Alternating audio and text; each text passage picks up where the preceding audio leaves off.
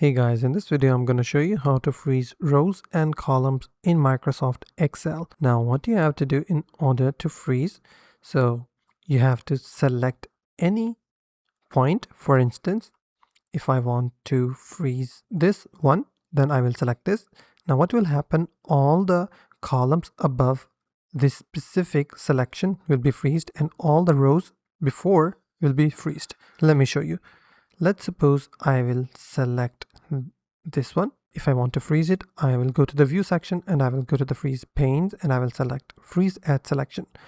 You might see like freeze panes here, so you can select freeze panes if you see that. So I will select freeze at selection. Now, once frozen, as you can see, there is a line created just before this block.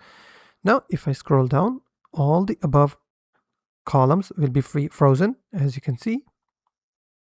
And if I go to the right, as you can see, this is the defining line. And if let's suppose if I unfreeze it and I freeze this one, let's suppose I will go to the view section, go to the freeze panes, freeze at selection.